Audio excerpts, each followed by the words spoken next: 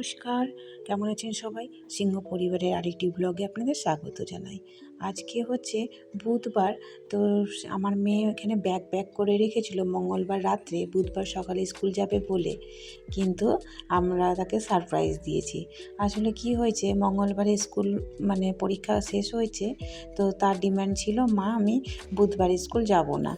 তো আমরা কিন্তু ওকে তোড়জোড় করাতে সে রাত্রিবেলা ব্যাগ করে ঘুমিয়েছিল, যে সকালবেলা তো আমাকে স্কুল যেতেই হবে, মা বাবা ছাড়বে না। কিন্তু আমরা আবার সকালবেলা ডিসিশন নিলাম যে ঠিক আছে, তাকে আর ওঠানো হবে না, সকালবেলায় উঠিয়ে ওকে বলবো যে আজকে আর স্কুলে যেতে হবে না।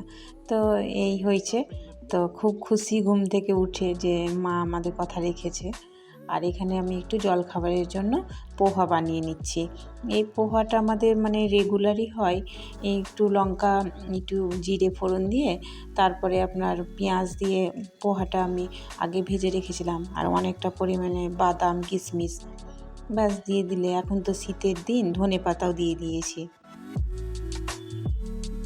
হাতে একটু সময় আছে, তো আজকে ভাবলাম যে শীতের শুরুতেই আমি হেয়ার স্পাটা করে নিই। কারণ এই পুজোর সময় করেছিলাম একবার, আর একবার করেছিলাম কালী পুজোয়।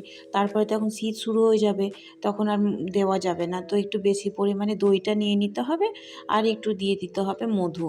খুব একটা বেশি জিনিস লাগে না, ঘরে থাকা উপকরণ দিয়ে হয়ে যায়। এটাই আবার পার্লারে করতে গেলে অনেক খরচ পড়ে। আসলে হেয়ার স্পা হচ্ছে আপনার মাথার চুলের জন্য পুষ্টি। তো পুষ্টিকর তো ডিম, তো আমরা সবাই জানি যে ডিম দিলে কত চুলটা, এমনি ডিম দিলেও কত হেলদি হয়ে যায়। তার সঙ্গে দই, কলা, তারপরে আপনার হানি, এইসব দিয়ে দিলে তো চুলটা জমজমাট হয়ে যায়। আর চুলে দেখছি এই শীতের শুরুতেই ড্যান্ড্রফ হয়ে গিয়েছে। তো এটা আমার সার্চ করতেই এটা এসেছিল আসলে, কারণ আমি কালী পুজোতেও করেছিলাম, দুর্গা পুজোতেও করেছিলাম। তো প্যাকটা খুবই কার্যকারী। তাই আমি বললাম তাহলে আপনাদের সঙ্গে একটু শেয়ার করি। আর বেশি পরিমাণে দিয়ে দিতে হবে একটু নারকেল তেল, যেন চুলটা ড্রাই না হয়ে যায়। যেহেতু ডিম দিয়েছি, ডিমে একটুখানি ড্রাই ভাব থাকে, তো বেশি করে যদি নারকেল তেলটা দিয়ে দেওয়া যায় তো খুব ভালো দেখি উপকার হয়। আর এই কলাতে চুলটা এত সিল্কি হয়, কি বলবো। আর মধু, আমি এখানে লেবুটা একটু স্কিপই করি, কারণ আমার লেবু দিতে খুব ভয় করে, মনে হয় যেন চুল বেশি ঝরে। তো যাই হোক, এইভাবে আমি টেনে করে দিয়ে এখন আমি আধা ঘন্টা মতো ছেড়ে দেব। তারপরে আধা ঘন্টা পর স্নান করে নিলেই হয়ে যাবে। আর ডিমের গন্ধটা সারাদিন থাকবে, একটু ভোগাবে, কিন্তু কী আর করা যাবে, ভালো চুলের জন্য একটু তো সহ্য করতেই হবে বলুন। তো এইদিকে আমাদের এসে গেছে গিজার লাগানোর জন্য। এর আগের ব্লগেই আপনাদের বলেছিলাম যে ঠান্ডার জন্য আমরা একটা গিজার নিয়েছি।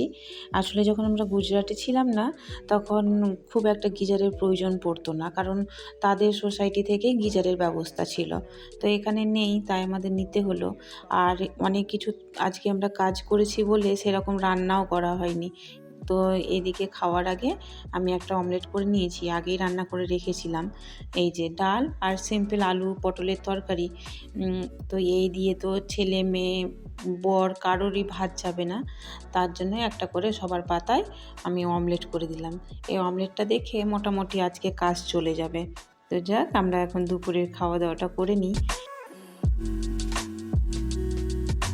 যেহেতু মেয়ের পরীক্ষাটা শেষ হয়েছে, তো তার জন্য বলছে বাবা বাইরে থেকে কিছু নিয়ে এসো।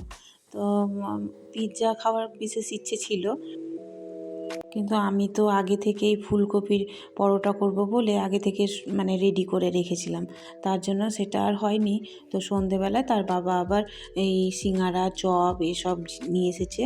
এইগুলো বেশ ভালো লাগে খেতে।